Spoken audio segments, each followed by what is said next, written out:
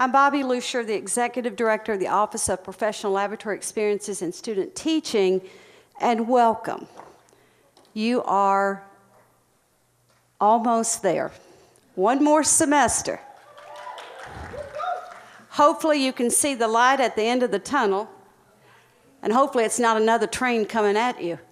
But our objective tonight is to prepare you and give you much needed information so that you can be prepared for student teaching in the fall. You've got all summer to get prepared, and we want to make sure that you have the information you need, because there has been significant changes to the student teaching program this past year. As you all know, we are a TBR, Tennessee Board of Regents University, and all 6 TBR universities now come under a new program called Ready to Teach.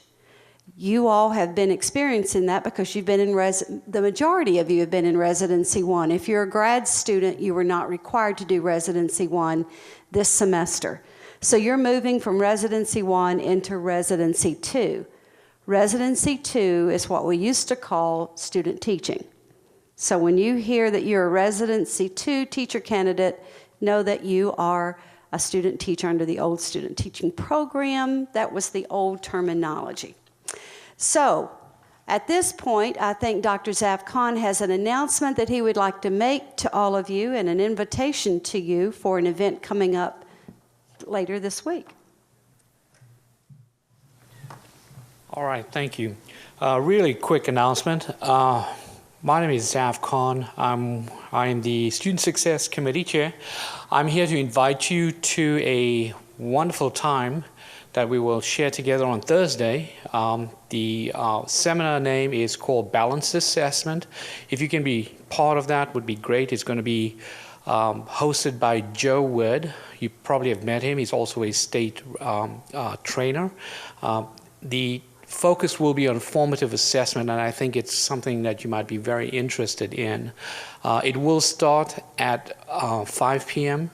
sharp. It will end at 7 p.m. It will take place at the BAS State Farm Room, S Southside 102. If you've not registered, no problem, just show up. We'd love to have you and be part of a wonderful time together. In addition to that, you will all receive a certificate of attendance for participating, and included with that at no charges, free food. Please join us. Let me encourage you to take his invitation very seriously, and I'll tell you why. As you all have probably heard, as you move into your student teaching experience this fall, you're going to be required to complete a portfolio called the Ed TPA, and Dr. Hitchcock is going to talk with you later about that. After analyzing the scores that we've gotten from last fall and so far this fall, and we'll go over that when we get to the Ed TPA, the weakest area that we're finding our students are scoring in is the area of assessment. It's tough. So I think you would learn a lot by coming to this seminar on Thursday evening that will help you as you move into student teaching. So please take that invitation seriously. Miss Lyons is out there parking right now, so we're going to skip her and move on to Miss Angel Bowman. She's going to talk to you about filing for graduation. I know you think it's a long time off, but it'll be here real soon.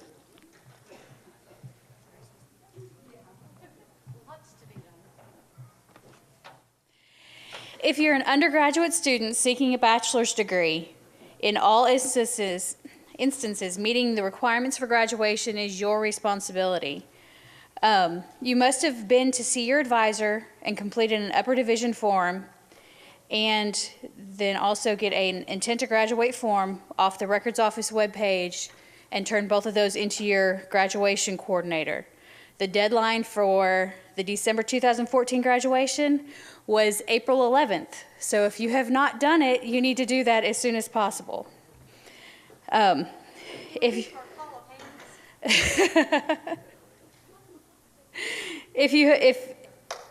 you don't get it turned in as soon as possible, you could be delayed possibly to another graduation if there are any problems. If you are just getting licensure, you do not need to turn in an intent to graduate or upper division form because you are not getting a second degree. You're just getting licensure. If you are getting a second degree, then you would turn those forms in. To check to see if you have turned everything in, you can go on to RadarNet and run a degree evaluation. There is an example in your packet of it tells you the steps of how to run your degree evaluation, and it also says where to look for the expected graduation date. If you would like a more detailed explanation of how to run it and read it, you can send me an email to angel.bowman@mtsu.edu, and I have a PDF that I can send you that tells you step by step how to read it and how to run it. Keep in mind, though, that when you do look at your evaluations, that any courses that you do not have grades in will not show on your evaluation, and any that you're pre-registered for will not show on there either. Your expected graduation date is in the top box where it says program description, and if that's correct, then we do have your upper division and intent to graduate forms. You don't have to worry. If you've turned those that are under my two colleges, if you've turned those in within the past 2.5 weeks, they're not in the system yet. Give me till the end of April to get those into the system. The graduation date that will show on there will say December 11th. It will not say December 13th, which is actually graduation.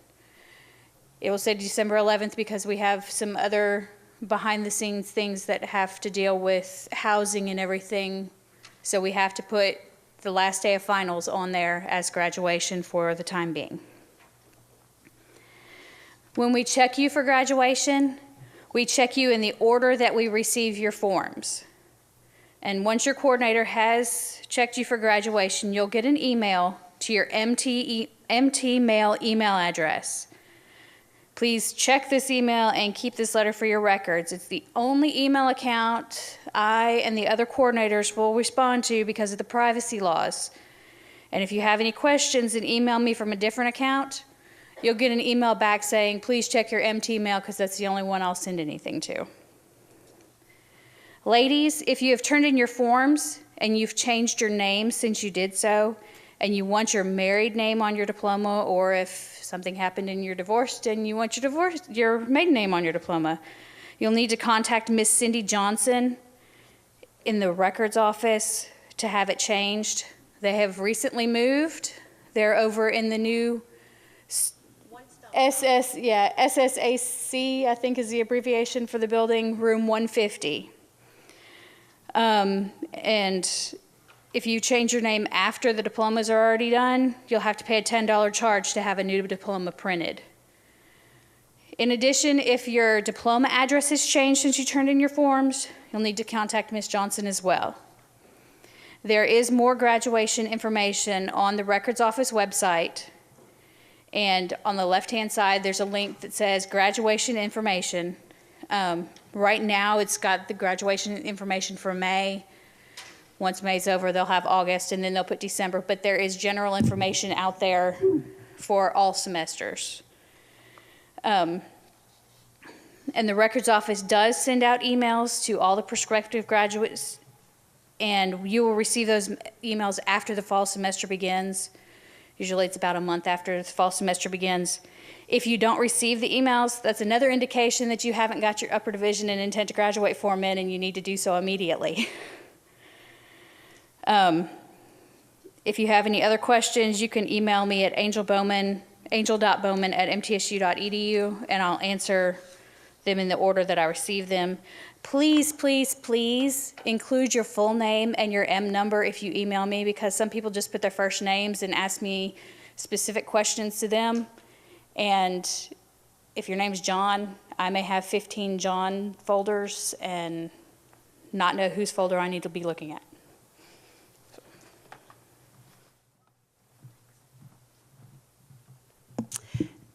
I noticed we had a few late arrivals.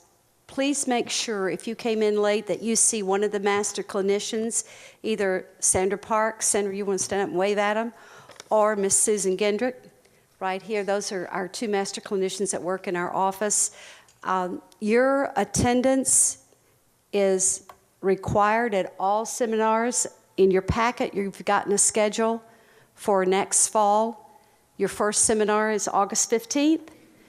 And I would encourage you that week, don't schedule a lot of things. We're going to be having lots of seminars. Our official seminar is on August 15th, but we'll be offering some EdTPA work sessions, some teamwork sessions that week. So please make sure that you put in your calendar all 3 required seminars. That's August 15th, and then October, what is it, Quentin?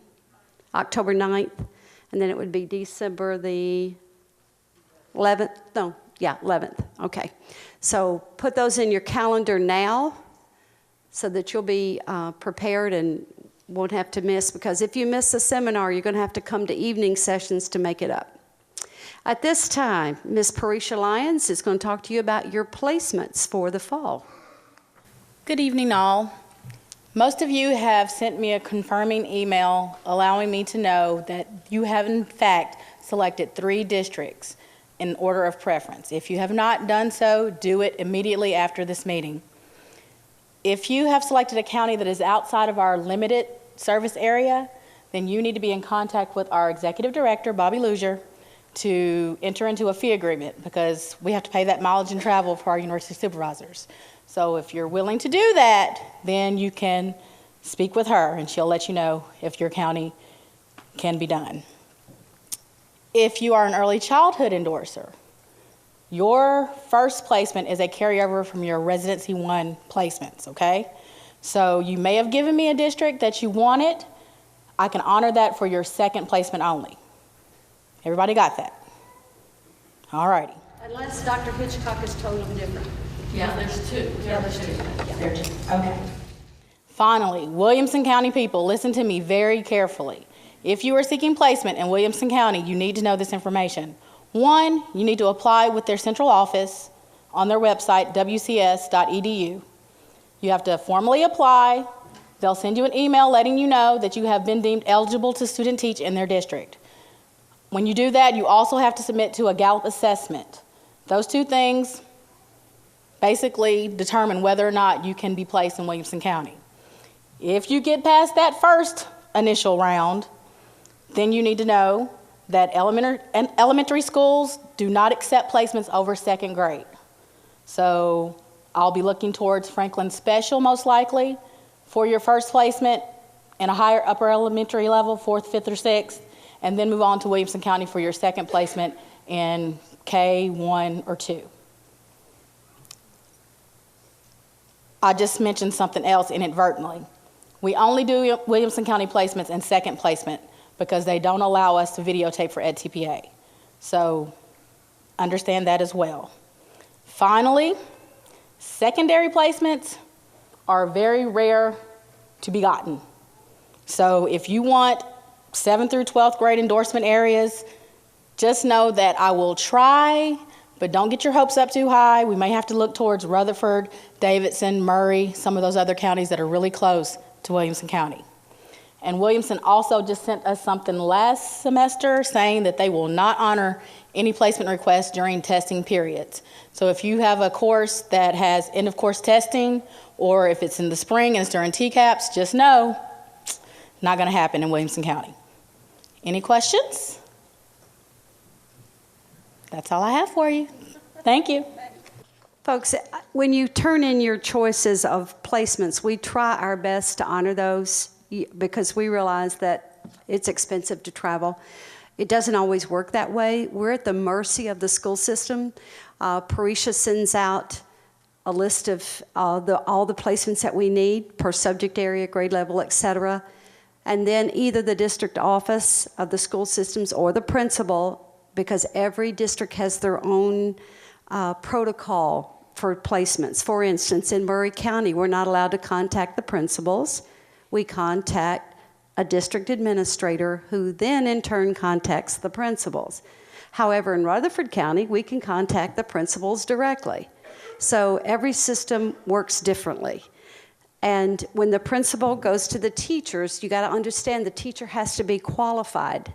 They have to have a minimum of 4 years experience in order to host a student teacher. and they have to be willing to host a student teacher. So then the principal will send back, I could take this subject or this grade or whatever. So just because we want a placement doesn't mean we always get the placements that we ask for.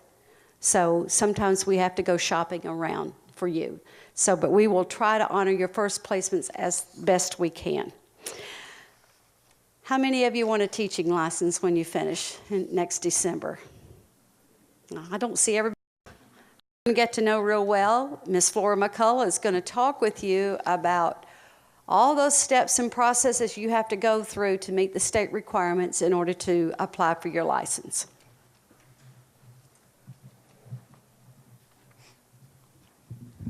Good evening, and look at dedicated. I've been sick all day, but I came back just for you all. So, in that being said, just know that I will work hard to make sure that all your information is turned in on time as long as you do your part, and we will do everything that we can for you to get your license.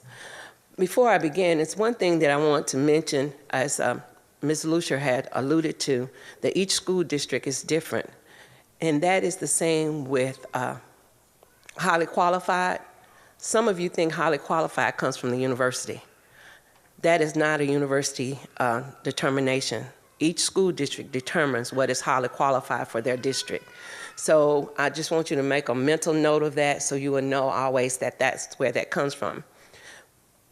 Your praxis, how many of you have taken all your praxis tests? That's okay.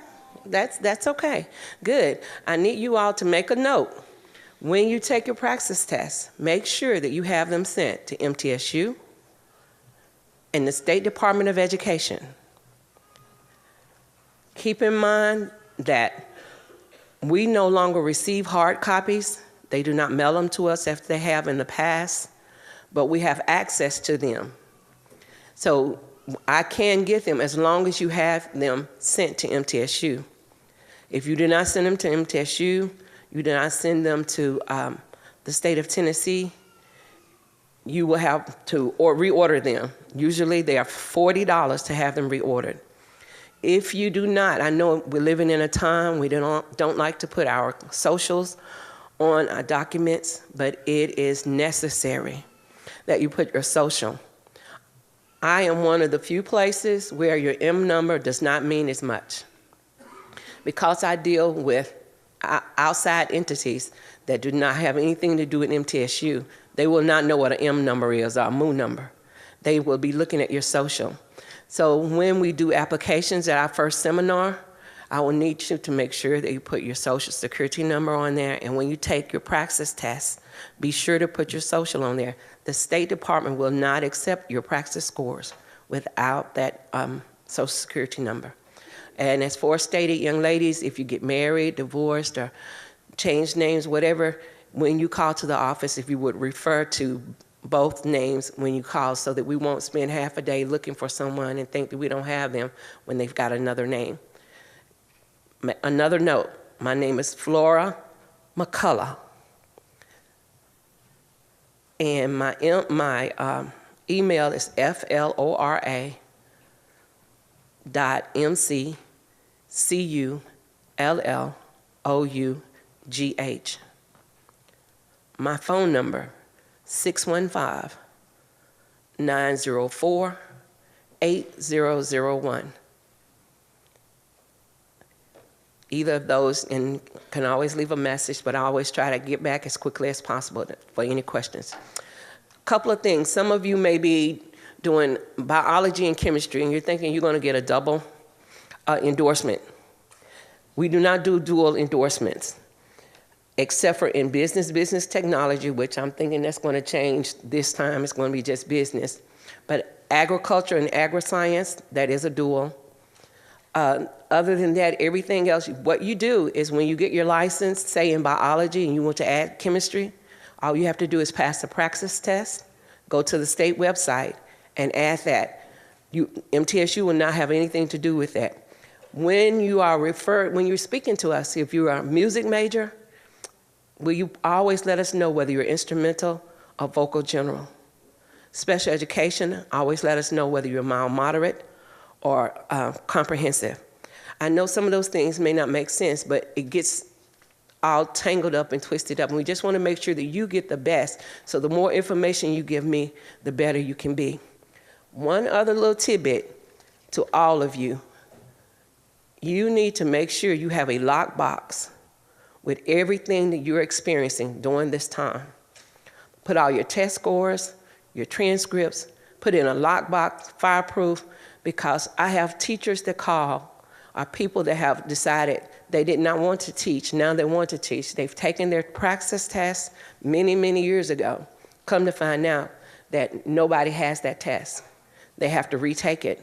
State doesn't have it, praxis doesn't have it. So my suggestion to you is to get that box, be the first thing you move, the first thing you put in place when you move, just so that you make sure that you have it. Years ago, we used to keep all that information, but in the time, it's gotten so much that we can't house everything. So I suggest that you would do that. Also, one other thing, when you start student teaching, when you start residency too, some of you are gonna be great. Schools are gonna be looking at you, they want to hire you because you're doing a great job. They got teachers that are retiring. They're gonna tell you, we'll get a letter from MTSU and we're gonna hire you. Please, ma'am and sir, note, we cannot give you a letter until you have graduated. If you're post-bac, still cannot get a letter till after graduation. We cannot give you a letter until all your tests are passed. That's everyone. We have to put that in place because things happen and then the university is liable. And I tell all the students time and time again, I don't look good in orange. So I don't like sleeping under the bridge. I don't like eating out of garbage cans. So I try to do what they tell me to do. So I can't do your letters. Don't get mad at me, get upset with me. Don't have your principal calling, your mama calling, everybody calling. It's the same for everybody. You cannot get that letter until the end, after grades are posted and all tests are passed. But trust me, I will be doing everything that I can, like coming here tonight, got a shot, went home, laid down, and got up and come back to be here so I can tell you all of this. And I will be doing that when you graduate to make sure you get your license and you can get a job, because our goal is for you to be working and representing Middle Tennessee State University. Thank you.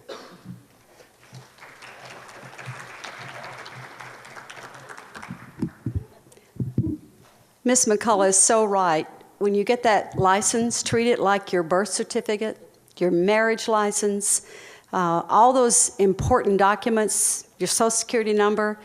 It is that important because if you lose it, you may have to redo it. So, and did you tell them that they won't receive a copy in the mail? Okay, I'll tell them that. This past year, last year, the State Department of Ed made a change. They no longer mail out license. You have to go online and print it yourself. So when you get to the end of the process, you'll get an email and you can go to their website. We'll show you where it is and how you do it. And you will print your own license. And you can always attach that to your resume when you apply for positions, okay? This next person probably doesn't need an introduction because I'd say that you've been dealing with him for over a year or so, and he's going to talk with you about procedures and those deficiency letters that some of you might have received. Quentin Goodman. I'm Quentin Goodman, the executive aide for the Office of Professional Laboratory Experiences. Most of you guys should know me. I dealt with you when you applied admission to the program, and now we're working together for your residency too. I'm just going to quickly go over the packet of information you received so you kind of guys know what to look forward to with this semester. Now I know doing this, there's usually two things you guys only care about. Where am I going to be placed and when do I register? But there's a few steps we have to take care of before we get to that point, so we'll go over all that information. You all should have received an email from me regarding this meeting. If you, for some reason, I've had a few students say they haven't received my emails, but I email everybody at the same time, so it may just been with the number of students for some reason it didn't send. So if you haven't received any emails from me, just send me an email this afternoon saying, hey, make sure I'm on your list, and that way I can double check and see what the reason you did not receive my email. But I'm in the College of Education, room 209, Monday through Friday. I don't make appointments. So if you have a question, just stop by my office anytime. I usually take a lunch around 12:30 for an hour. So anytime before or after that, you can just always step in if you got a question. You don't have to make any appointment or anything. Let's look at the first page. Well, the second page should be the calendar. As Ms. Luger stated, we always have, for some reason, one or two people plan something during one of our seminars. And I think it's because we give you this information so early, you kind of pack it away and you forget that you don't look at it again until August. So just make sure you put in your agenda or your planner or however you do it, the dates for our seminars, so you know not to schedule anything during those times. I didn't list any times and locations because those can kind of change depending on how the semester starts out. But just plan for that to be an all-day seminar on those days, because we try to pack a lot of information in on that day. So you'll probably be here from probably 8 until 4. So just plan on that for those particular seminar days. One thing I didn't put on the calendar, those that are graduating with an undergrad degree in May, this is your first degree and you're going to graduate, not in May, I'm sorry, in December, you have to take a general education exam. And essentially, you don't have to study for it, they require that you take it. So we're going to have that exam on the first seminar. It'll be right before we start the seminar. So those that are undergrad and this is your first degree, you have to take that exam. If you're like ILP, master's, graduate, you don't have to take it. So just make note of that. We'll get more information once the semester starts. Once we start kicking off for the semester, but it'll be on that seminar day.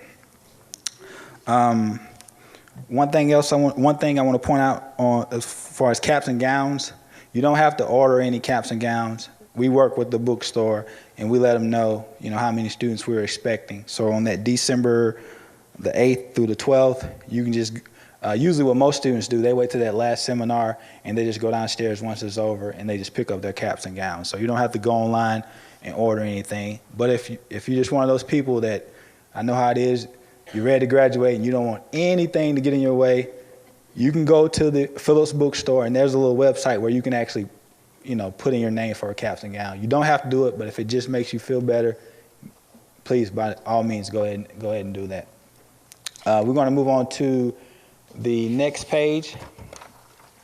This is just telling you that you're required to purchase TK20. TK20 is a software that we use for your Residency 2. You'll do your Ed TPA and all the information for your Residency 2 placement. It will be done on TK20. Everyone should have TK20. If you don't, you can purchase it through Phillips Bookstore. You just go to the one of the desks and just tell them you want to purchase TK20.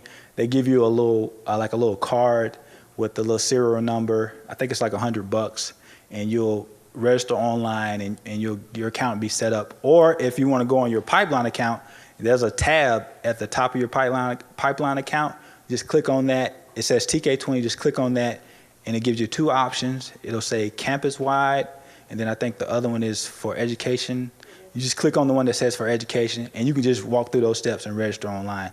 So you'll need that TK20 for next semester, so you want to work on getting that taken care of. The next page, and this is the most important page I want to discuss tonight. I'm going to be sending out, I'm still working on it, I'm going to be sending out what's called a deficiency letter, and I probably should change that name because this right here caused the most problems out of the 6 years I've been here. Whenever I send these out, everyone goes crazy like, Mr. Goodman said I can't student teach because I'm missing all these classes. No, I'm not saying that.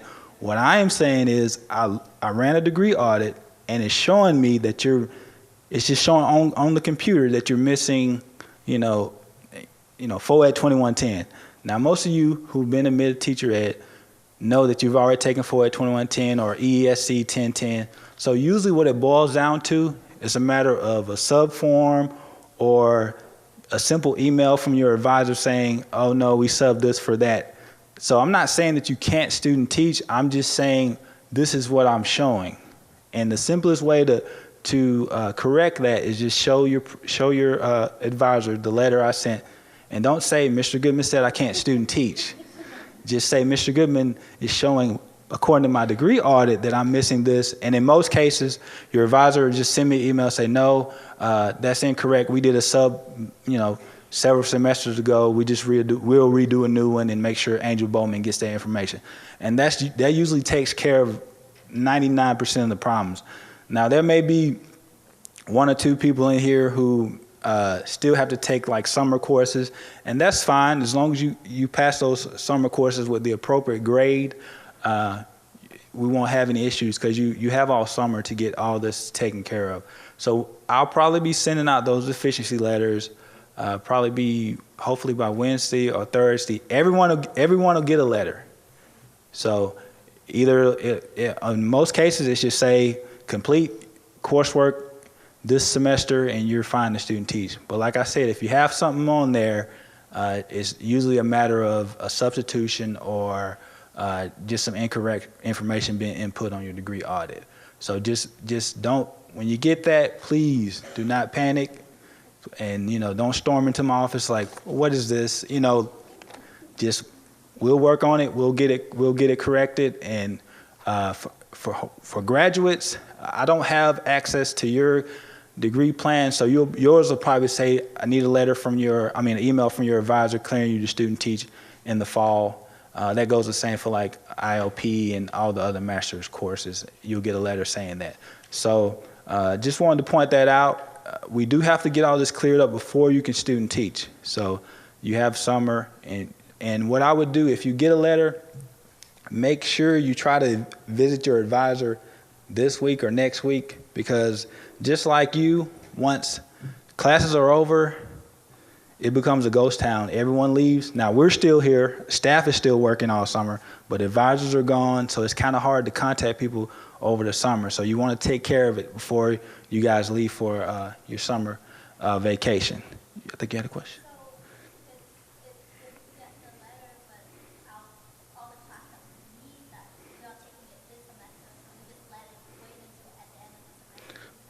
No, if you get a letter and let's say if you've taken your classes this semester, it'll just say complete your classes this semester with the appropriate grade. Yeah, so that's what it'll say for that.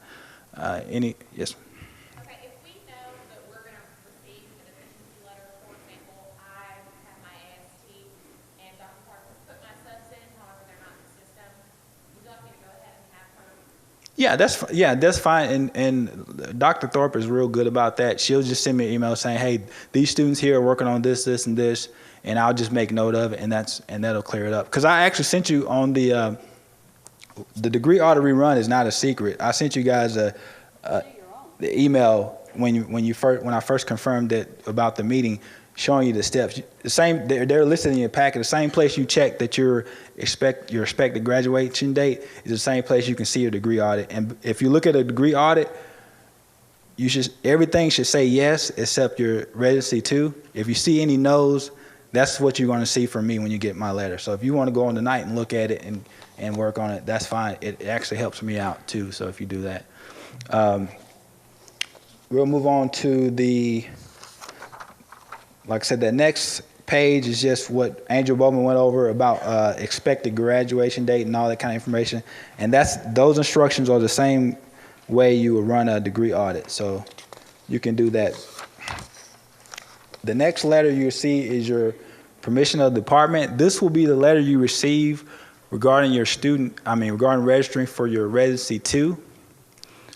We will try to get all those out at the end of the summer, because what we do, we like to wait till all graded posts for the summer, and we'll send everybody's information out at once. That way, because if we send one out earlier, it gets around like, so-and-so received her letter, I haven't received mine, am I missing something? So we just like to send them all out at one time. With this number we have a small group this time, and And looking at a lot of you guys' records, it looks like everybody's on course and don't need a lot of substitutions and everything. So we may be able to get those out sooner. And if we do, as soon as we're able to send them out, we'll send them out. And you would just go online and register like you normally will. You'll put the CRN, confirm, and pay. If you're receiving financial aid, it usually takes about 24 hours for all that to roll over. And if you're concerned about registering that late in the summer, financial aid is aware of the Residency 2, so you shouldn't have any issues with your financial aid rolling over once you get that CRN. The next page, if you want to look at, that's an example of your placement letter. That typically goes out second week of August, and like I said, it can go out sooner. This is a smaller group than in previous semesters, so we may have a lot of those placed sooner, and if we do, we send them out. Once again, I send them all out at one time, and it'll have your teacher, your university supervisor, and all the information for you in that email. Ms. Lyons, as you met her earlier, she's in charge of placements. I have nothing to do with placements, so emailing me like, hey, just checking, I don't, when I get it, I send it to you guys. So just wanted you to know that I don't hold it back or anything. So as soon as I get it, I send it out, and you can know where you're going to be placed. The next page is just a list of resources for you guys. You can find a lot of information on EdTPA and a lot of other useful information. I'll send this out as an email as well. That way you can just click on the link. That way you don't have to type all that information in your browser. So that gives you some resources for student teaching in Residency 2. The next page I'm not going to really go over. Dr. Hitchcock will go over the EdTPA in her section. In closing, I just want to say you've met all the different people who are in charge of placement, in charge of licensure. I'm just kind of like the middleman. I'm the guy who emails you all the information, so you'll do most of your corresponding with me. At the end of the semester, once you complete everything, and Ms. McCullough is working on your letters for your licensure, we handle that the same way. She works hard to send them out all at the same time once final grades post and you complete all your practice. So a lot of times students will say, well, I know Ms. McCullough's busy, but I just want to check with you. My principal says I need a letter. We can't get those letters out until the end when she does all her checks. So unfortunately, I have no say so in that. But as soon as they're ready, we send them out. With that, does anybody have any questions about anything that we went over in the packet? Okay, this looks like it's going to be a good group. You guys, don't seem to have a lot of questions, so that's always, I guess, a good thing.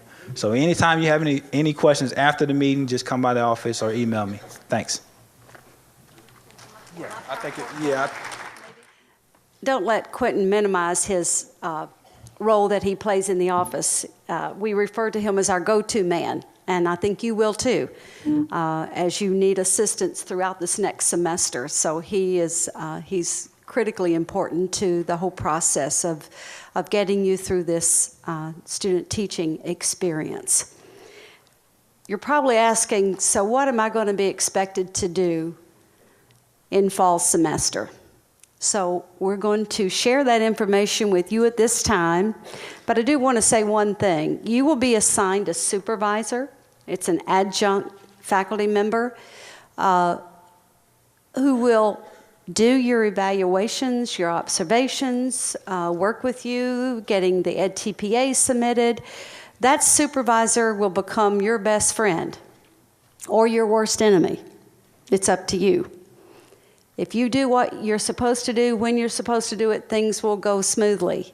If you procrastinate and don't get your stuff done on time, you don't do your paperwork, it's going to be most difficult. So please keep that in mind as you move into the fall semester. Okay. Who am I? Who are you? As I told you earlier, the terminology has changed. You're no longer a student teacher, you are a teacher candidate. Because we now are in a residency program, and it is modeled after the medical residency program, where you have more hands-on experience, then no longer are you a student teacher. And let me tell you why this is important. When you go into a classroom, and you might have experienced this during Residency 1, when you're dealing with students and they go, oh, she's just a student, or he's just a student, he doesn't know what's going on. So when you say student teacher, it implies something different than a teacher candidate. So it gives you a little bit more respect, authority, clout, whatever you want to call it. So please start referring to yourself as teacher candidates. What are the expectations? Now, I want you to remember this because you're going to have a test come August 15th. Accountability. You're going to have lots of accountability as you move into student teaching. And we're going to talk about a lot of that in just a minute. Success. We hope that all of you will be successful as you progress through the entire experience of student teaching. Professionalism. Folks, let me tell you right now, this one is the one that catches most of our student teachers, our teacher candidates, off guard. When I have to go visit you in the classroom, it's not typically about your delivery of instruction or your planning. It's about your lack of professionalism. Your mentor teacher will call. It'll have to do with you showing up late, not being dressed appropriately, not using appropriate language, etc. And your supervisor and your mentor teacher will fill out dispositions on you, and you must be successful in your dispositions, or it could keep you from graduating or getting your teaching license. Integrity. We're going to talk a little bit about that later on, about you must exercise good judgment in everything that you do. Responsibility. The amount of responsibility that you will have as a professional educator is enormous. You are not only responsible for the delivery of instruction, but you are responsible for all those lives that you'll touch in the classroom. And that will be many over your professional career as an educator. And evaluation. This is huge. As you all know, in the state of Tennessee, we have changed now to the team evaluation. 81% of our school systems use TEAM, which stands for the Tennessee Educator Advancement. There you go, acceleration model. Very good. Good for you. And you will be evaluated on the use of TEAM. And we will talk a little bit about that in just a minute, but it is critical that you understand the rubric. We're going to be having seminars on the TEAM rubric, and you need to understand exactly what that rubric is asking you to do. So, we ask you to aspire to be the best educator that you can be. All right, let's talk about accountability, that first piece. Attendance. You are only allowed 2 excused absences the whole semester. Let's talk about taking the praxis. Taking a day off to take the praxis is not an excused absence. You've got all summer to take your praxis exams. Get them scheduled. Also, we give you a study day.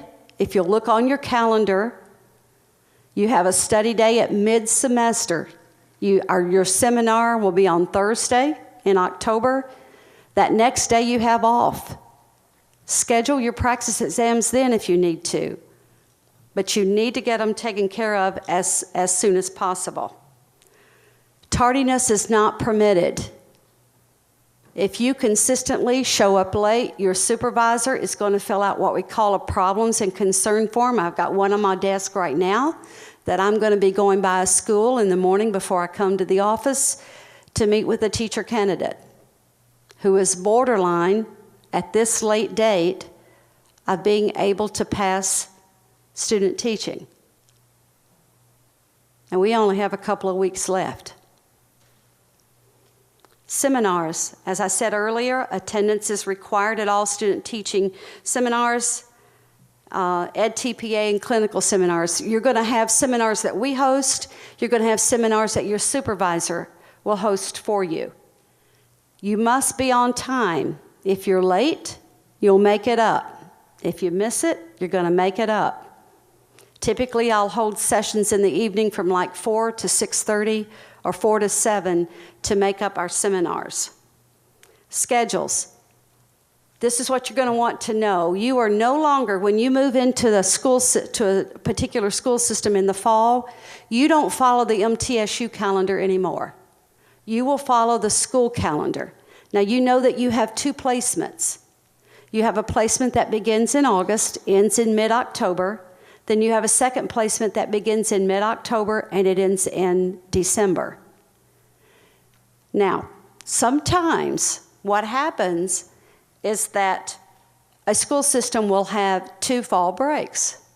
Or you may be in a first placement that has a fall break there toward the end of your first placement. You move to a second placement and they start fall break. You only get 1 fall break. You don't get 2 weeks off. So if that occurs, we will deal with you and tell you what to do. You may stay at your first placement later or begin your second placement earlier. But you only get 1 fall break. Some school systems only have a couple of days.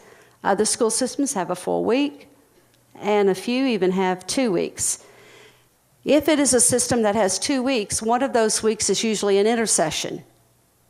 If that's the case, you'll be asked to work intersession. Daily, observe the same schedule as your mentor teacher, including extracurricular activities. If there is a staff meeting right after school, you're expected to stay. Parent conferences, you're expected to be there. PTO meetings, whatever is required of your mentor teacher is also required of you. I probably should have begun this by saying, you're probably going to have to put your personal life on hold for a semester because student teaching requires a lot of your time. And what time you're not in the classroom, you need to be preparing your lessons and hopefully sleeping. Success. You're graded right now on pass-fail. Consider yourself fortunate because moving forward, we've got some recommendations to change this to a grade A through F, because we find that we can't differentiate like you can in a classroom. We've got, is it fair to that student teacher or that teacher candidate who's just knocking it out the ballpark, and I mean scoring high on everything, versus a student who's just squeaking by and they both pass? So we're looking at how we determine grades, a percentage of the EdTPA, a percentage of your evaluations, a percentage of your attendance, your dispositions. Right now, we have not made that change. I can't promise you that it won't happen over the summer because our Teacher Education Council, which is made up of some faculty members from College of Ed and the other colleges that we work with, we're looking at making those changes. So it would have to go through a process because it's a major change, and it would have to go through not only the college, but the university. There's a long drawn out process. So right now it's pass-fail. That's all I can tell you for certainty. Problems and concern form I mentioned earlier. We do have a form. If your supervisor has an issue that they think we need to deal with, or if your mentor teacher, your principal, anybody has an issue that we need to deal with, they'll fill out this form. When I get that form, I'm going to make a visit to you at your school, and we're going to talk about an improvement plan. Your supervisor is going to work with you on an improvement plan. If we don't see improvement, we're going to call you here to campus to meet with the associate dean, myself, your supervisor, and we're going to talk about, do we need to pull you from your student teaching experience, and do a remediation plan. So the process is the problems and concern form, an improvement plan, and then a remediation plan. And if you get pulled and you have to do a remediation plan, that means you have to come back the next semester to do your student teaching. That happens about 1 or 2 every semester. Please don't let it be you. And I talked about the improvement plan and the remediation plan. Now, if a school system calls and said, you need to remove this student teacher, we have no choice. You will be removed. I will investigate what's going on. We'll try to determine if you need a second chance and we find you another placement, or if it is egregious enough that we need to go ahead and do a remediation plan, we'll do that. But just keep in mind that the school system is in charge. Professionalism. You've got lots of rules. You just think you're just getting free. You're not.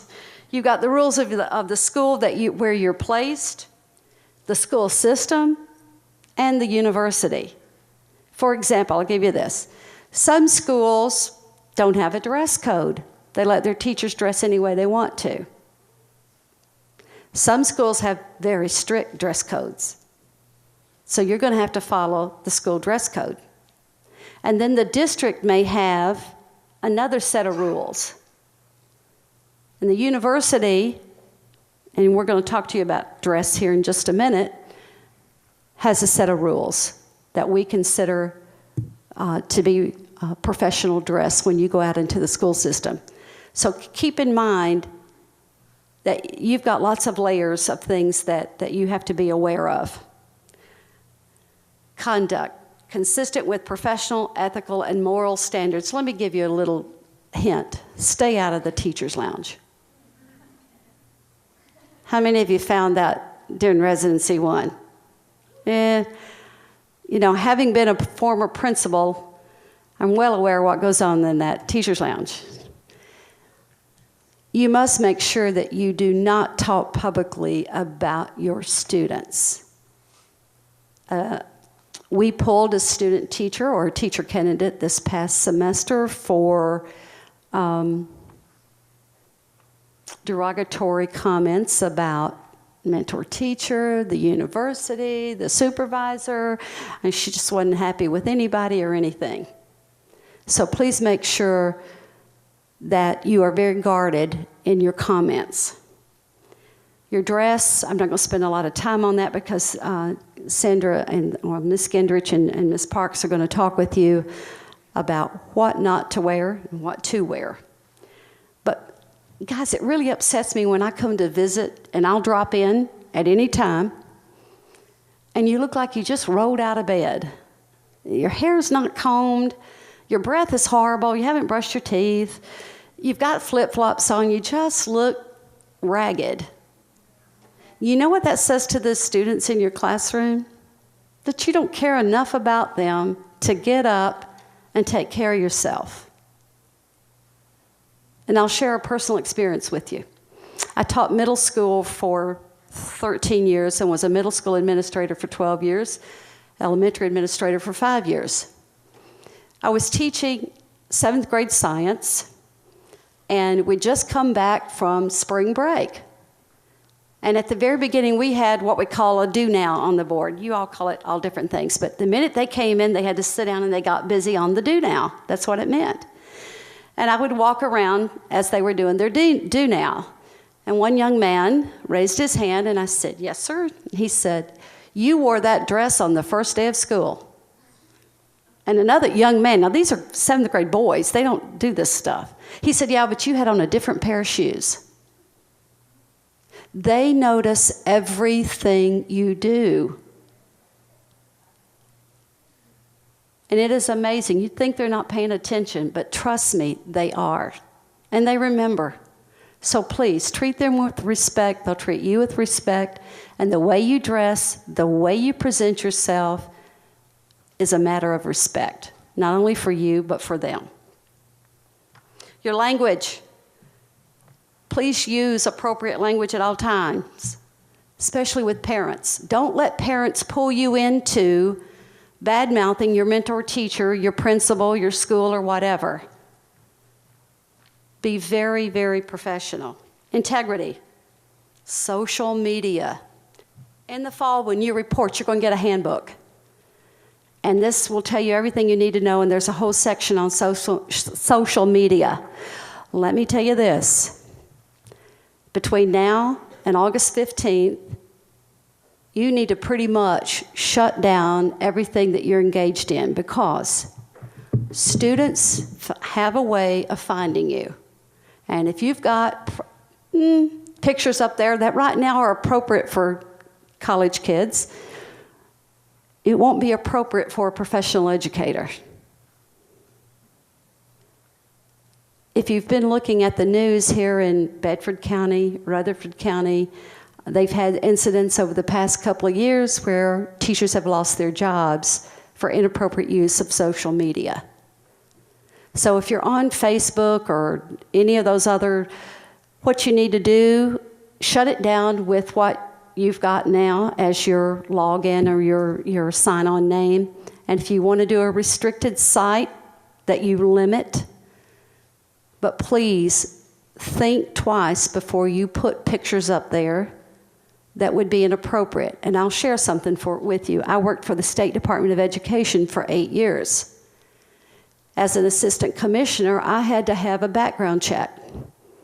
When TBI had me fill out this form, which took forever and ever and ever, because I had to list every place I lived from the time I graduated from high school. Now, I've been out a long time. And in college, I had to list every dorm that I lived in.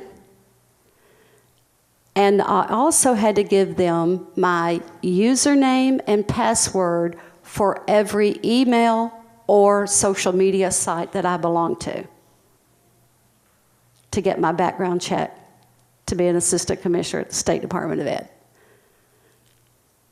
Your districts where you start applying are going to start looking for you. It may prevent you from getting a job. That's how serious it is. So I'm just cautioning you, please be careful. Get it cleaned up over the summer, please. Once you post a picture or once you post a comment, it's there forever. You may remove it, but all the people that you sent it to, it's on their site now. And they can Google you and they'll find it. Just be careful. Sound judgment. When in doubt, ask. If you say, I don't know if I should do this or not do this, ask your mentor teacher, ask your supervisor, call one of us.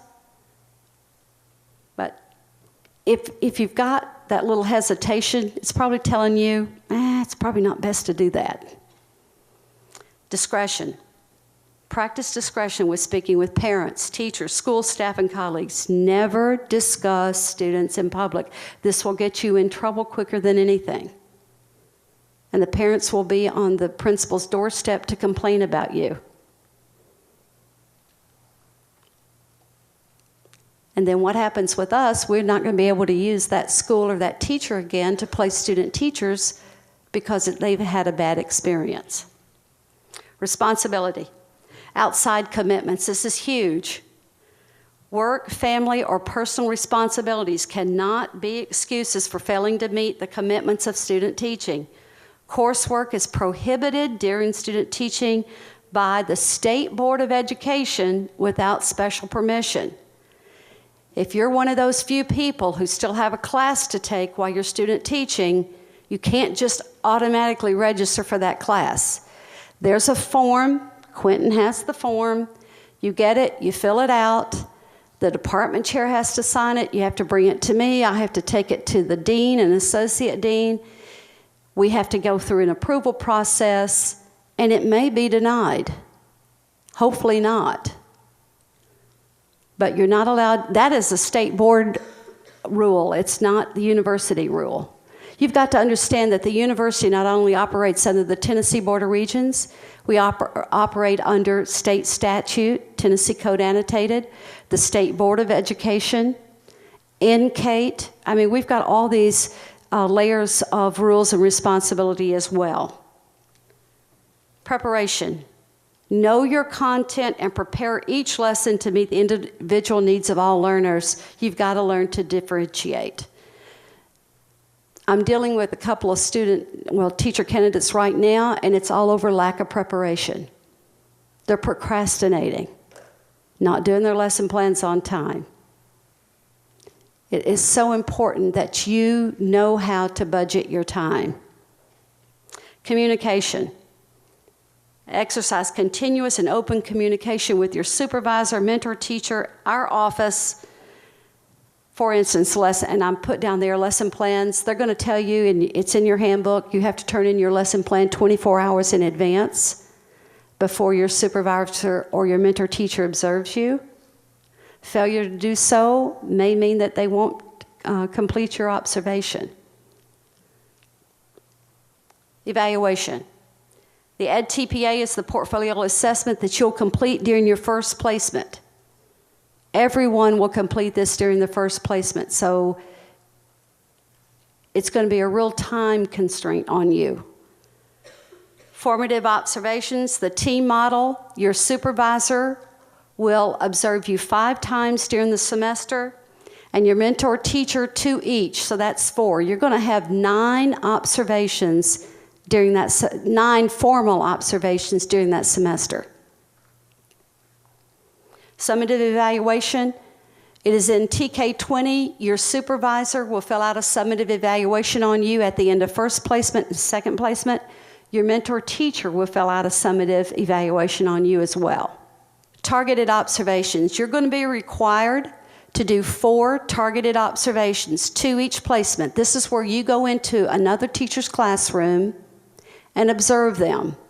Now, your supervisor may suggest, for instance, you have an issue with classroom management. So they're going to talk to the principal, who in the building would be a good example for this teacher candidate to go in and observe to learn some strategies for classroom management. Principal will give them some names. You will then go in and observe some teachers. You will have a form, it's in our handbook, it's also on TK20, that you will fill out and submit after you've done your targeted observations. Now, if a problem persists, you may be required to do more. We have one teacher candidate this week doing 10 targeted observations this week.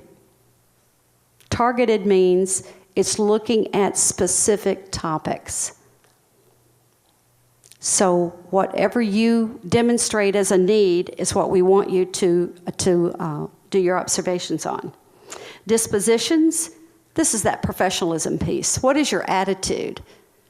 You know, are you showing up on time? Are you respectful? All those kinds of things. The professional, they will be your mentor teacher and your supervisor will complete those on you in TK20 at the end of each placement. And in turn, you will get to fill one out for your supervisor and your mentor teacher. So it works both ways. Another part of your evaluation is the ASTP. That is the Assessment of Student Teaching Preparation. You will complete a self-assessment. You'll complete this on yourself. Your mentor teacher will fill it out at the end of each placement, and your supervisor will fill it out. So if you look at how you're going to be evaluated for student teaching, it's all of these things. It's the EdTPA. It's your formative observations, your summative evaluation, your targeted observations, your dispositions, and your ASTP. Are you overwhelmed yet? Hang with us. We'll give it to you in doses. We'll chunk it for you so you can get it done. It's not going to be required all at one time. All right, fall semester, August 15th. It's a huge day. Don't plan a wedding on August 16th. It ain't going to happen. So make sure. We had that to happen. One little girl was on her honeymoon this past August, and we said, "Did you not look at the calendar?" "Oh, I must have misread it." So she had to come off her honeymoon and make up a seminar. Don't want that to happen to you. Materials to bring. And I know, Dr. Hitchcock, we carried this over. You probably won't need the flash drive because she has created a different process for the EdTPA. So hang with us, and she's going to talk to you about that in just a minute. But you will be videotaped. Surely you know that by now during Residency 1. Part of the EdTPA is a videotape. And so you need an SD card, your own SD card. Please don't leave it in the camera. We have cameras and tripods that your supervisor will check out to you. But it's important that you keep up with your own SD card, and Dr. Hitchcock's going to talk about some other alternatives for videotaping. Your TK login information, and some note-taking and stuff that you'll need on August 15th. Any questions? I've thrown a lot at you. Yeah, stand up and shout. The SD cards, like, what size are you looking for? Like, is there certain kinds that we get, or? Like a 16 gig. 16 gig. That'll be all that'll be plenty. Okay, thank you. Cheap plan, you don't have to spend a lot of money. Just go to Walgreens or Walmart, drugstore to get an inexpensive one. Okay, thank you. Any other questions?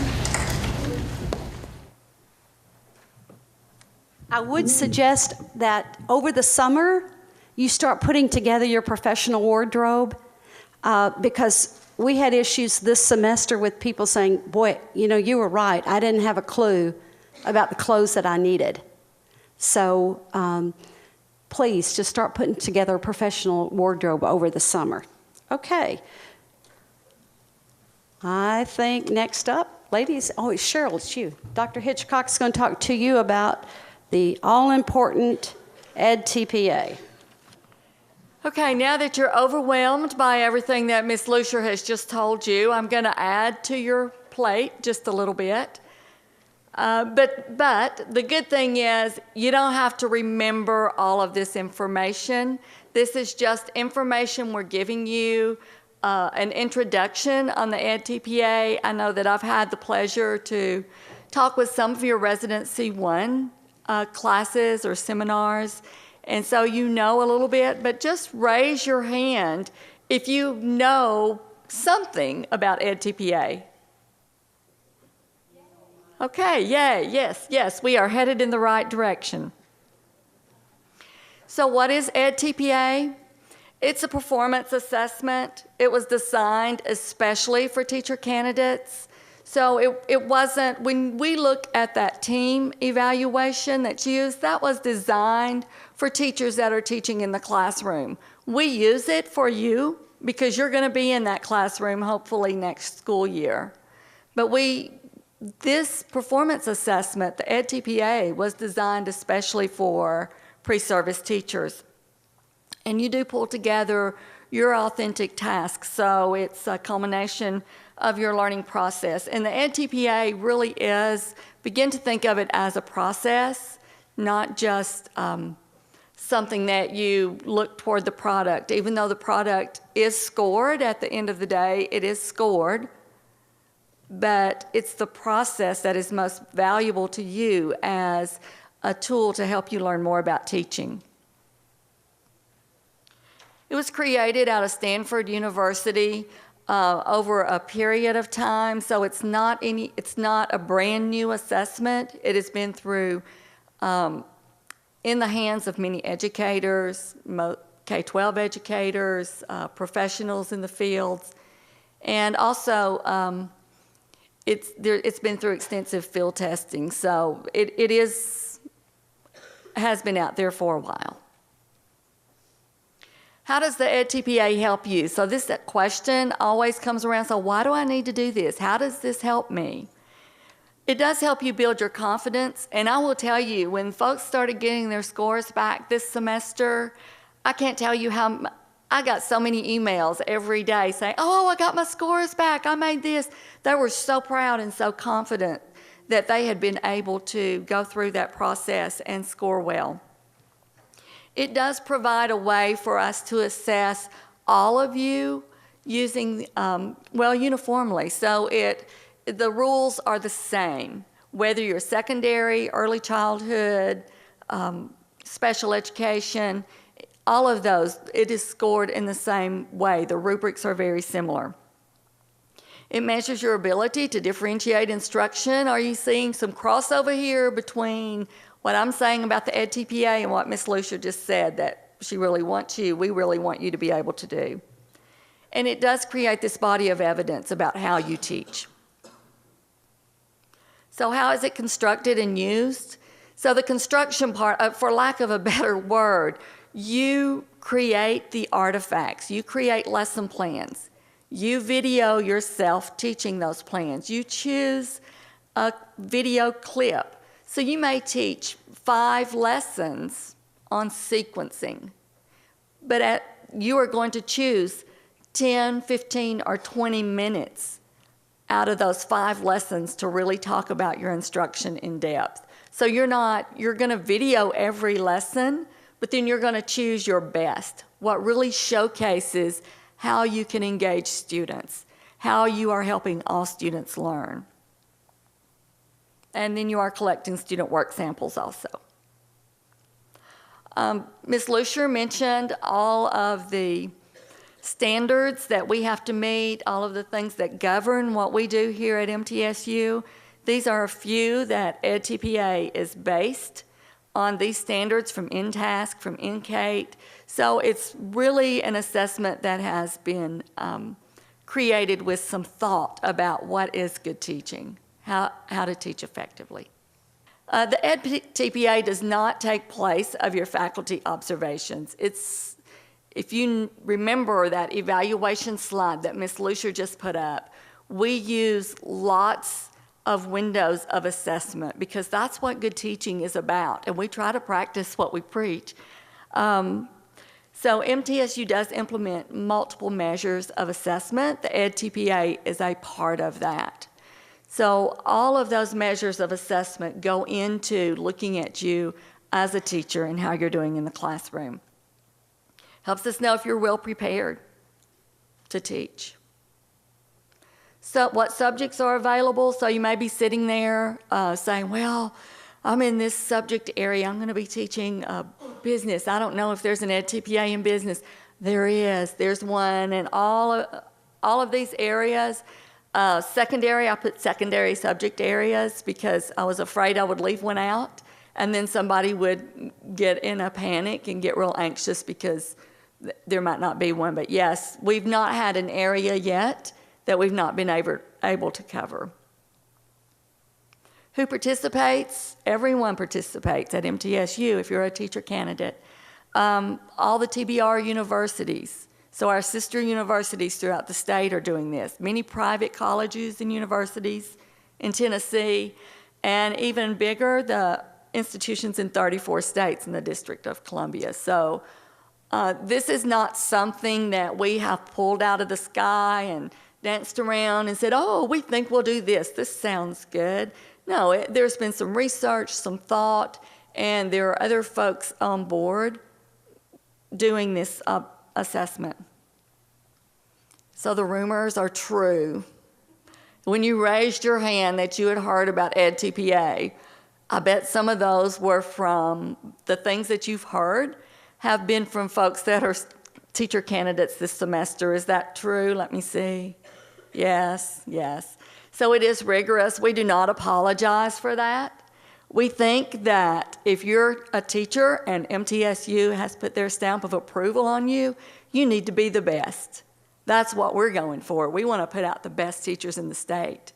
And so we don't apologize if you think that this is hard, because teaching is hard. It's not an easy job. So if you went into this with a mindset of I'm going to be a teacher because that's real easy, because I watched teachers for 12 years, 13 years in school, and then in university, it must be really easy. I've watched them almost all my life. But teaching is hard. There's a lot of work behind what happens in the classroom, and it doesn't just happen. You structure those learning opportunities. EdTPA is time-consuming. It's not something you can put together in a weekend. So if you're used to putting things off until the last minute, it may be difficult for you to structure your time. You'll start thinking about that early on, I hope. It is scored by Pearson, an outside agency. You're probably have given Pearson lots of your money over the past 4 years. And it does cost us to have your portfolio scored, $300 per portfolio. That doesn't come out of your pocket. It's not in addition to. There's a pile of money. A pile of money, isn't that nice? There is money set aside that the university has been setting aside over time to pay for this assessment. So it does cost, but it's not being pulled out of your pocket next semester. But there's no in-house scoring. So I can't say, oh, I really like this student, and I know what they meant, even though they didn't say it in this portfolio. It is, you are scored according to the evidence that you provide. So if you're not providing the evidence, I know my Residency 1 students are probably sick to death of hearing me say, what's the evidence? Show me, what do you mean? I want some details. But that's what you're going to be providing next semester in the EdTPA. You're going to be having to give details and provide evidence. There are some specific due dates along the way. So it does take, this is in your first placement, it will take you the whole 8 weeks to complete this assessment if you stay on our timeline. Those specific due dates, the EdTPA will be broken into parts for you. And so we'll say, on this specific day, these parts are due. And you need to have them in, you need to have them there.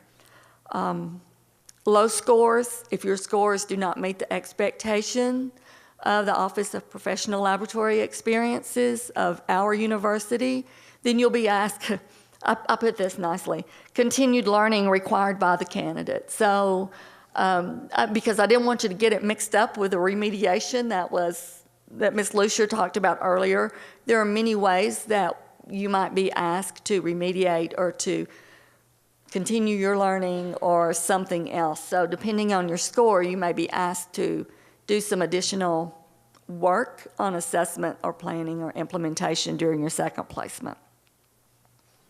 So how do you be successful? I've given you a lot of information. I've told you a lot of people use it. It's pretty high stakes for you guys. Everything that you do in residency too is pretty high stakes. So how to be successful? It's really not that difficult to be successful. It does take some time, but I'm confident that everyone in this room has the skills it takes to successfully complete the EdTPA. If you didn't have the skills needed, I don't think you would be sitting here. I don't think you would have hung with it this long. So I think you need to go into this with the confidence of, I can do this, I'm willing to work hard for it. Read. You'll be given lots of resources at the beginning of the semester. The handbook, the EdTPA handbook, lots of resources. Read the resources. I cannot stress to you enough that how important it is for you to read something and read it multiple times. The EdTPA handbook is probably 30, 40 pages. You don't do it all in one day, so you're going to chunk it up and you're going to read just a little bit. Those last 3 pages from the handout you got tonight that Quentin was referring to, and he said, I'm not going to talk about these. They're the last 3 pages in your handout. That's just a sample that came from an EdTPA, one that has been completed. But if you look at that 3rd page from the back, I believe that's the one that has, what do I need to think about? What do I need to do? Is that correct? Somebody, thank you. So that is what will be in your handbook. And it tells you that's pretty clear. Here's what you need to think about. Here's what you need to do. Here's what you need to write. So if you will read and follow those directions, you will be okay. There are 130 candidates that completed the EdTPA this semester. And at times, some of them thought they wouldn't be okay, but at the end of the day, they're okay. They can tell you now, whew. And we even heard from some today, it's not as bad as you think it is going into it. Manage your time, don't procrastinate. Anybody in here a procrastinator? Yeah, me too. Well, I am. And so I'm thinking, had I done one of these during my student teaching experience, I really would have had to manage my time a little better than I did, because sometimes I found myself trying to get things in at the last minute. Yeah, I'll admit it, I'm one of those folks. So, that being said, you have time to plan and organize this semester. Think about when is the best time of day for you to write, for you to plan, to get things done. And just set aside that time. So yeah, you may have to give up a TV show every night. I didn't even really know what a TV was when I was doing my last year in school for my doctoral program. I was like, TV, oh, I think I had one, but I'm not sure. Attend all the seminars. Even if there are seminars that are optional, make a point to attend those. Sometimes you'll have required seminars. Sometimes you'll have optional seminars.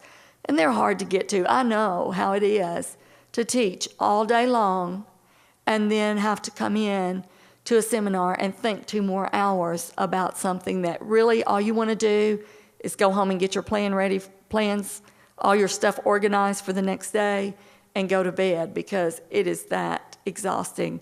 But attend all of the seminars that you can. Ask questions. It's okay not to know, but it's not okay to avoid asking questions if you don't know.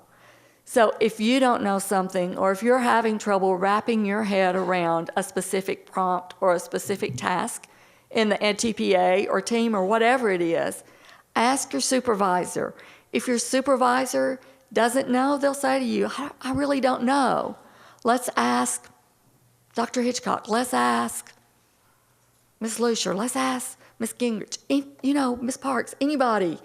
We will find the answer for you. We will help you get your questions answered. But you have to know what the question is so you can ask it. So not just, I don't understand any of this, I just don't know what to do. No, read it, and then what is it that you don't understand? So that part is on your shoulders to articulate what you need help in doing. Meet all of the deadlines. So if your context for learning is due on August 31st, you make sure that it's uploaded to D2L on August 31st. No questions about it. And then follow all of the instructions that are given to you. Sometimes I know it's overwhelming, and you guys have already said you're a little overwhelmed tonight. You're going to feel it again in August when you come back for seminar. You may feel it the week before that. We may offer some optional seminars before student teaching begins, before your residency too begins. And so you're going to start to feel that, oh, they're giving me so much information, I'm on overload.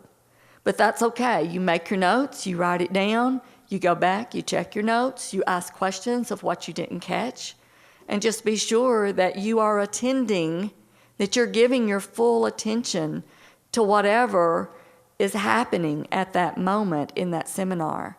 So I know we're living in an age of technology where I look right back here where I'm sitting and use myself for an example probably of what you don't want to do. I see my phone, I see my iPad out there, and most of you probably have a phone or some sort of electronic device with you tonight. So when we have seminars, when you are trying to learn about the EdTPA, focus on what you're trying to do. If you can get that focus, you're going to be a lot better off when you leave the seminar.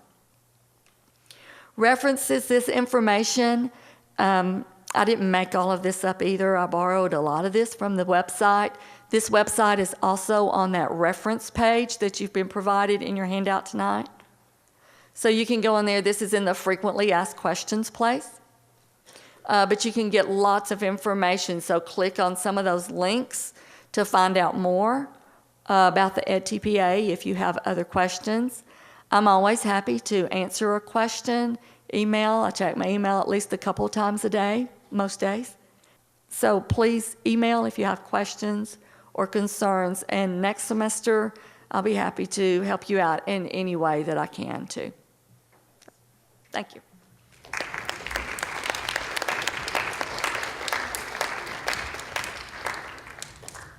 We owe a huge debt of gratitude to Dr. Hitchcock because she's doing this in addition to all of her classwork coursework and her teaching responsibilities, and so we are huge thank you to Dr. Hitchcock. To give you a little bit of data, TBR is looking at scores between 37 and 42 as a passing score. Now, if you know anything about EdTPA, you know there are 3 domains. Somebody tell me what one of those domains is. What is it? Speak up. Planning. All right, what's next? Instruction and assessment. All right, what about team? There's 3 domains that we're looking at for our team. What is it? Planning, environment, and instruction. So you see that there's a lot of overlap between the EdTPA and team. I will say this, in team, assessment it is in all 3 domains. That's why it's not listed separately. That's why you have environment. Whereas in EdTPA, environment is throughout, and they have a separate section for assessment. In the EdTPA, there are 5 indicators under each domain in the rubric. So how many total indicators are there? 5 times 3 is 15, a total of 15. It is scored on a scale of 1 to 5. So the minimum score, the lowest score you can get is 15. What's the highest score you can get? 75, very good. Let me tell you, in the fall, we only had 49% of our students score above 37. That means if the rule had been in effect that you had to score 37 to pass, 51% of our students would have failed. This semester, 77% of our students so far have scored 37 or above. The lowest score we've got this semester is a 24, and the highest score we have is a 70, which is a remarkable score. So it is important that you pay attention to what you're doing. Now, there's a code system. The code that we get most of the time is a D. D means too short of a response. So when you're writing your commentary, you need to make sure that you give the details that it's asking for, or it won't be graded. And that's going to affect your score. We had this time over 60% of our students score above a 42, which is considered very good score. And we hope that you all will even improve our numbers moving forward. I will say that the EdTPA is designed just like the National Board Certification. So once you get in the classroom and you've got some years of experience and you can apply for that national board. Now, it is expensive, but some districts will pay it for you, and it means more money in your paycheck. You might consider wanting to be nationally board certified. It's an advancement for the teaching profession, so we hope that you will consider that. Okay, we've talked a lot about professionalism, and it's important that you know what the requirements are and what our expectations are. So next up, we have Ms. Parks and Ms. Gendrich, and they're going to talk to you about what not to wear. Thank you, Ms. Lucier. I'm Susan Gendrick, and here at MTSU, I'm a master clinician. But previously, I was a public school principal, and this is Sandra Parks. She was also a public school principal. So as we talk to you today, we're going to talk to you as former principals about what we wanted to see and what we did not want to see.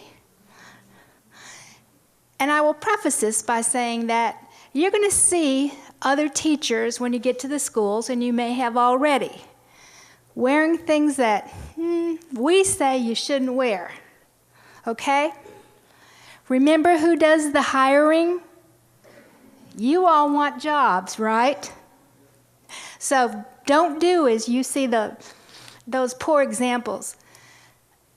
Look for the great examples and, model yourself after that. So, welcome to What Not to Wear. And thank you, Quentin, for setting it up. give it some thought now. You guys are in transition. Next semester, you are MTSU students, but you are also moving to our side of the desk. You'll be professionals. So you need to start thinking about that now. So begin to sort your closet into professional clothes and the clothes that you wear in the other parts of your life, okay? And if you do that now, you'll have all summer to make that professional section get a little larger. Now, we're not saying that you have to go to the most expensive store. You can get professional-looking things at Walmart or Target. Pick yourself up some basic things that you can wear that will be appropriate. Think about what you have and what you're going to need before August, because then you won't have to worry about it when you're having to worry about all this other stuff. Why? It's important. It develops and maintains respect. If you come in looking just like the kids, they're going to think of you as another kid. And that is the last thing that you need in Residency 2 or when you begin teaching. Because especially those of you who are in secondary, middle and secondary, you've got to put some distance between yourself and the students. And dress is a good way to do that. It will help establish credibility and will help establish yourself as an authority figure. So it's very important to give it some thought now. Thank you, and I know I can see it in your eyes now that you're saying, that won't be me. I'll dress professionally, and I see that tonight. That's a really good sign that we do see some professional dress tonight. So, as Ms. Kendrick said, sort out your clothes in your closet, okay? You're going to have 2 sides, and we're going to talk about a little bit, I'm just going to flip on down here, some things that go on the not for school side. These are the fun clothes that you might have, such as spaghetti straps, tube tops, backless tops, halter tops, midriff tops, muscle type tops, jerseys, sleeveless undershirts. This is both men and women. Exposed undergarments, oh my goodness, never. Worn as outer garments, I don't think so.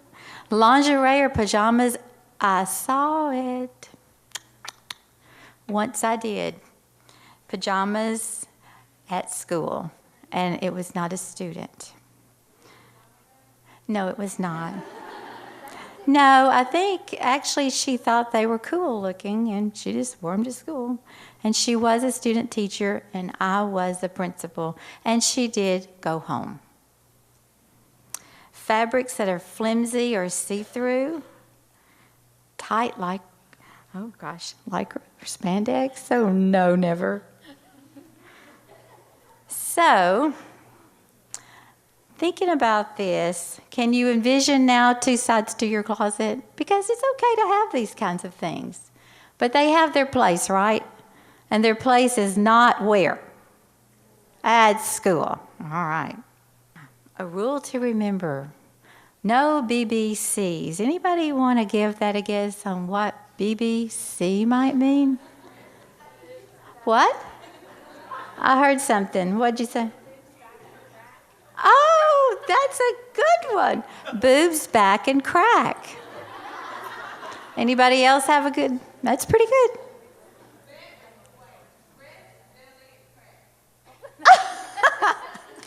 Let's see. You're close, very close. I think you got it. Butts, that would be the crack. Bellies, chest. So, and actually I know a principal who actually does use this and talks about it from time to time in a faculty meeting. So watch out for those, and if you have all those things covered, you're okay. And you know, sometimes when I was a principal and even my teachers who came to school, I would kind of wonder if they had a mirror, because they'd come to school where, and you know, you could actually see things, and you'd think, now if they looked in a mirror, Before they came to school, certainly they wouldn't have gone out like that. So use your mirror. And even sit down and make sure everything's covered when you're sitting, okay? We don't need to tell them that. They know that. Yeah, we probably need to tell them. Okay, Miss Gendry, come on over and talk about dress for success for men. Okay, guys. How are you guys going to dress for success? Your suits and sports jackets should be of a conservative style, not too far out, okay? Always wear dress slacks or khakis. No jeans. Now, we say no jeans, okay? But some schools, and at my school, we had, on Fridays, you could wear school spirit things. So you could wear jeans and a school t-shirt, school colors, or things like that, or we had special days on Fridays. You find out at your school what's appropriate for the activities that they're having. But generally, on your regular days, don't wear jeans. Always tuck your shirts in, and your shirts should be collared, guys. Do not expose any body piercings or tattoos. If you have a tattoo, you need to keep it covered. If it's in a place where it shows, you need to get the makeup and cover it up while you're at school. We have seen people that have tattoos on their arms, or we've experienced that, and we have second graders copying that, sitting with the marker, copying that onto their arm. That's not the model we want you to give, because their parents may or may not like the fact that they copied your tattoo. So it's in your best interest to present yourself in the best way that all of the children in your class can respond to, and that their parents will respond well to. Shoes should be shined, and there should be no tennis shoes except on the gym. Maybe a field trip day. That's a special day that would be it would be appropriate to wear. If you're in elementary, you're visiting the farm, or if you're an ag major, you're doing something out, then you need to wear something other than regular shoes. All belts should be worn appropriately, at the appropriate place on your body, okay? What? Belts.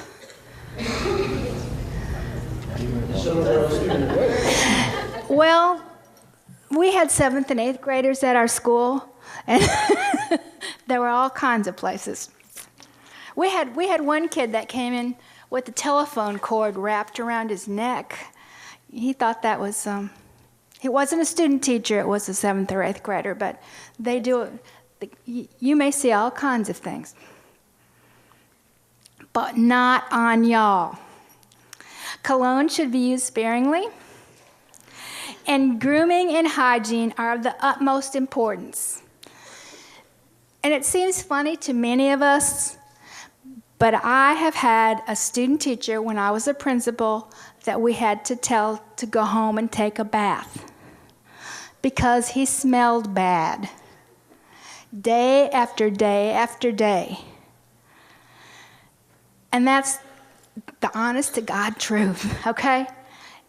But it's embarrassing for the person, it's embarrassing for the kids, and it's very difficult for the person that has to talk to you about a situation like that. So I'm sure, looking at y'all when you came in, I don't think we'll have that problem, but just be careful of everything in terms of good grooming habits, okay? Any questions? Where else would you wear a belt, right? That's your only question. Okay, what about for our ladies? Dress for success in teaching for women. And I was standing here thinking, do you want to be the attraction or distraction?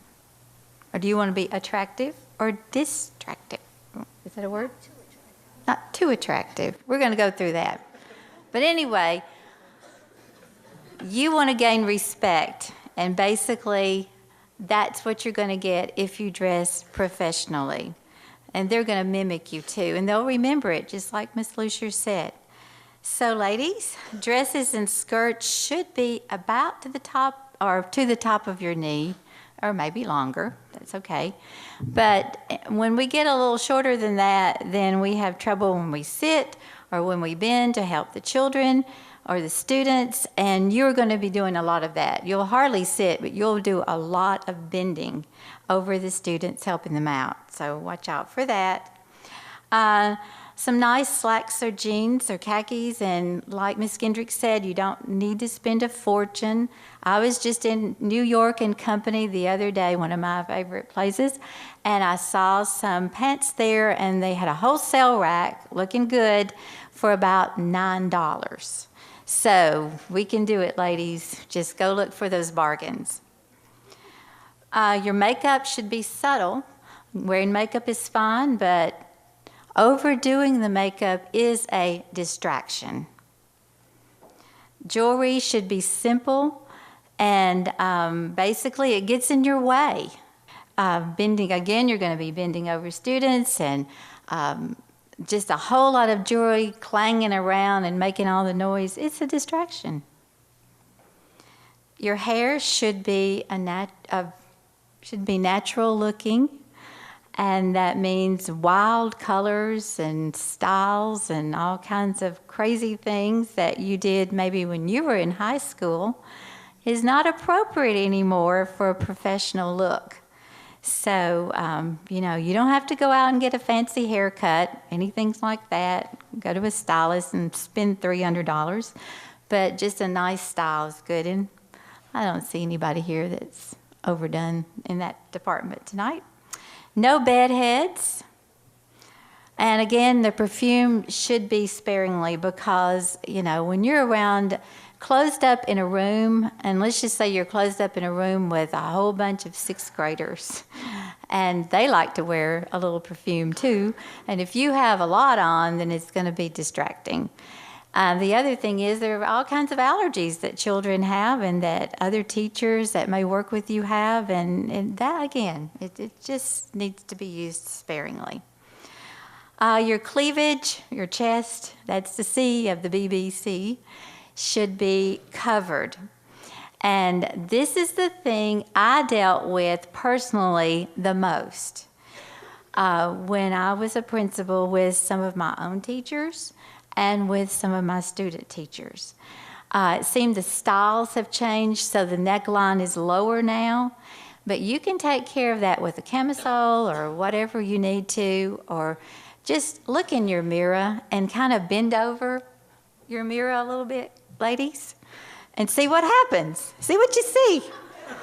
And if you see what you don't want to see, go cover it up.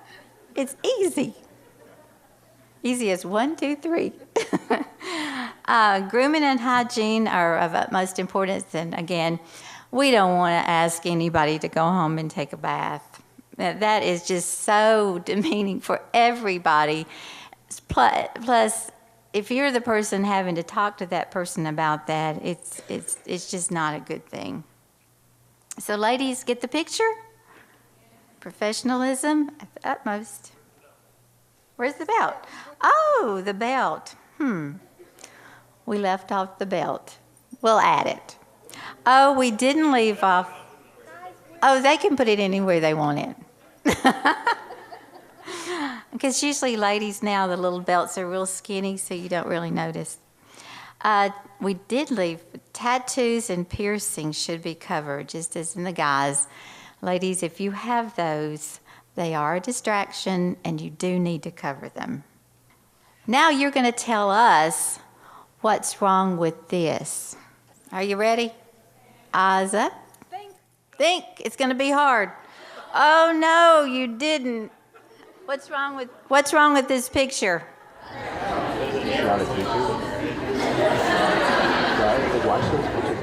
We hope this didn't happen at a school. We're thinking it happened in maybe a store. It might be Walmart. We don't know. But there again, did she look in the mirror before she left her house? Probably. What's wrong with this picture? Flip-flops. Why not wear flip-flops to school? They're dangerous. They could be dangerous. You're going to have to go after kids. Sometimes you'll have to go after them. If you're in elementary, you might have to pick somebody up on the playground. You might have to run across the playground. If you're in high school, you might have to help break up a fight. You know, the stuff happens. You might have a fire drill. You might have another kind of emergency, and you need to be able to move as swiftly as you can to take care of that. And flip-flops are not the most efficient way. Either you could be hurt, or you couldn't get to the child who needs you as quickly as you should. Also, just doesn't look professional. But think about the safety of the kids. That's who you are responsible for. So always dress in a way that you can take care of them in an instant. That's what's important. And both of us have had to run after students. Oh, yeah. And to the street, everywhere, but flip-flops, yeah. And the other thing about flip-flops that I always told my staff is, you know, your school is kind of a hazardous place to work, kind of. There are things that drop on you. You drop things that are heavy, or, you know, you're in a lab teaching chemistry and you spill something. Flip-flops are, your foot is just exposed there. So good rule of thumb is to cover, you know, your feet. Wear comfortable shoes, though. Got to be comfortable. All right, what's wrong with this picture? Oh, we didn't even notice that. He's shirtless. All right. What else is wrong with that picture? He's wearing jeans. Got it. The chains. Yes. The keys. Why? What's wrong with having a chain on your pocket and your keys dangling around there? So much. What? So much. So much. Could you name one thing? It's unprofessional. What else? It makes noise. It's dangerous. How is it dangerous? Yeah, a student could grab them, or you could go by and, you know, you're walking by and wham, you hit somebody with it. That's bad. Actually, these kinds of things are usually, especially I'd say middle school, high school, they're a part of their dress code, and they are not allowed at all to have, because they could be considered weapons. So you wouldn't want to go in with those kinds of things either. So rule of thumb, just leave the chains at home. What about this one?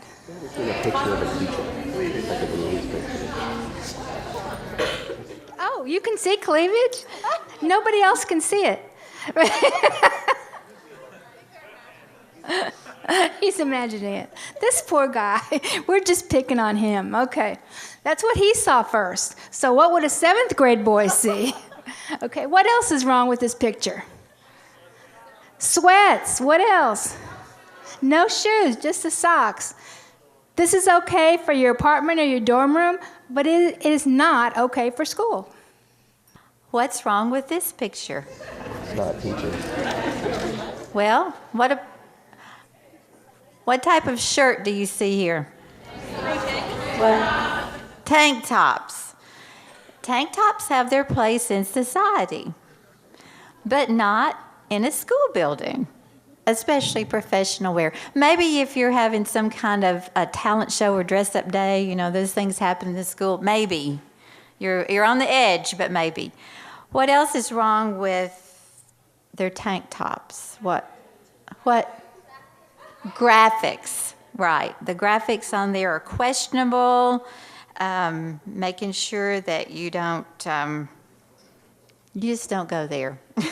Good rule of thumb. And I see some tattoos, right? You see those? That's not chest hair, that's tattoos. Somebody one time thought chest hair. But all in all, it's just not there. Look at, did anybody say sunglasses? Yeah. You know, sunglasses are good outside, but when you see a student teacher wearing sunglasses inside, you begin to wonder. Oh, I wonder. And what about the hat? I'd say most schools in their dress code will not allow hats. Why? What? Identities, right? Gang identities. Well, I see your face usually on camera. I see their face, yeah. And actually, they can put stuff under there, right? You don't really know what's up under there sometimes. So, good rule of thumb, don't wear a hat.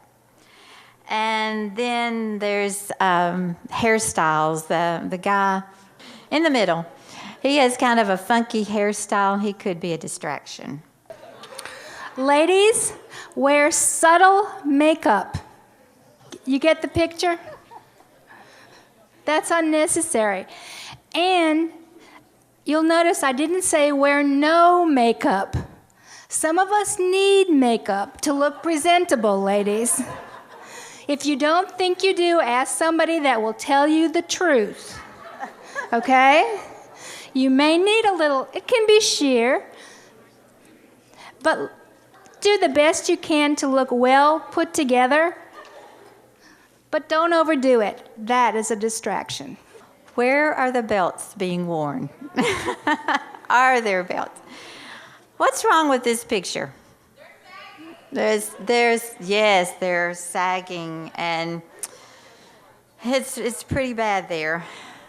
And I would have to say, I don't think anybody in this room would dress that way to go into your Residency 2 experience and then expect maybe to get a job, because your principal's going to be watching. I just talked to a principal the other day, I have to throw this in, and she said to me, I have a student teacher that I'm gonna hire. I don't care what my district says. I don't care. I'm going to the ends of the earth to get this student teacher. Wouldn't that be great if that were you? Wow. So I said to her, well, what made her stand out amongst all the rest? And she said, she's a hard worker, and I actually saw her do many, many things for the students that she didn't have to do. So it's the integrity that she saw and the professionalism. So, that made me feel good to know it's one of ours too. Okay, so no sagging. What's wrong with this? It's not a teacher. Handcuffs. She could make handcuffs out of her jewelry. Too much, right? It's okay for some evening event, but it's not okay for class.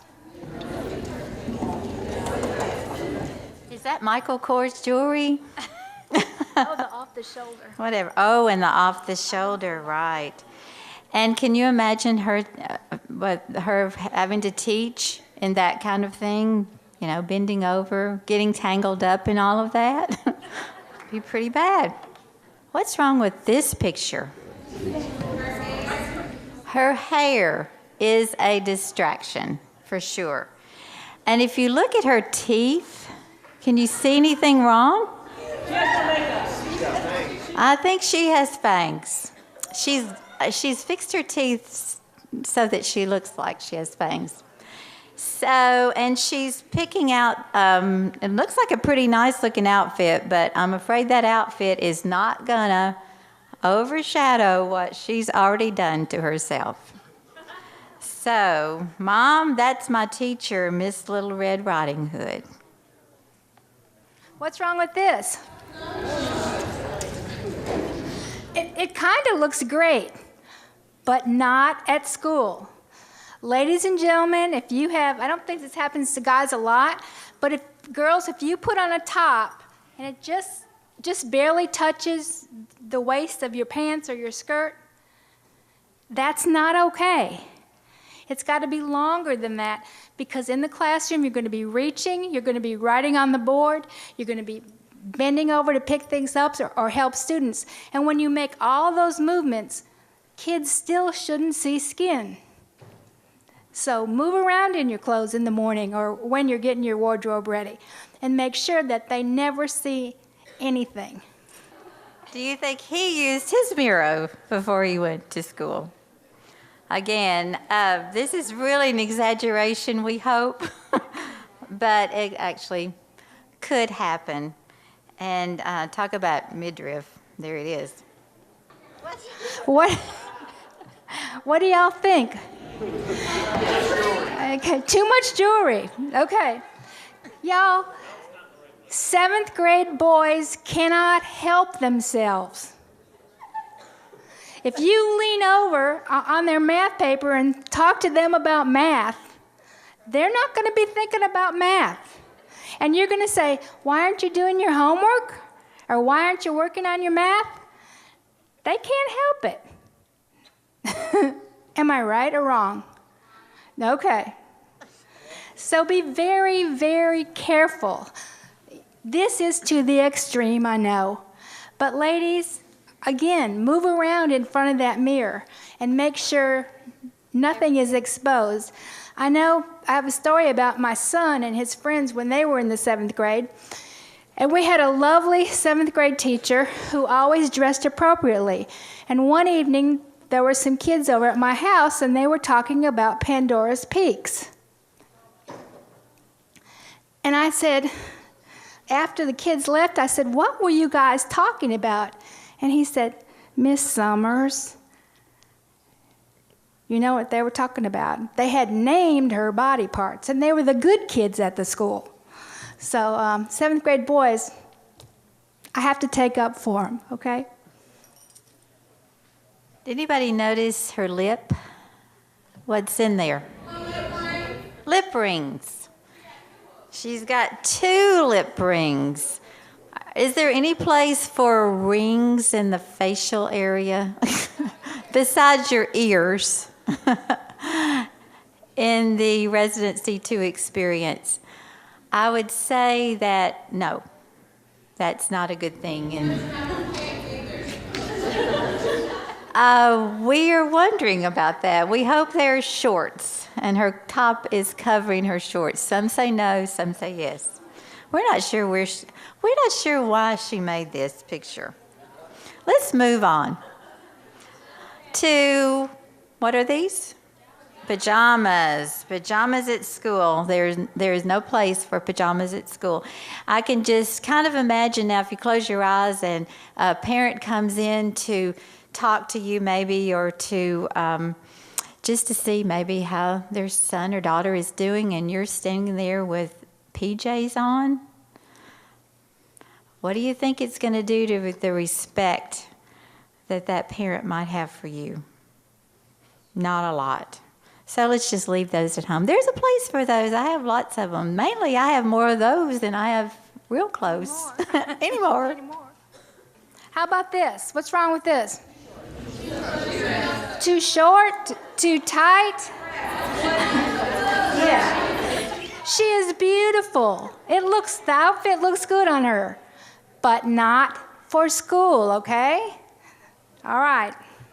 In conclusion, please dress professionally. It's in your own best interest.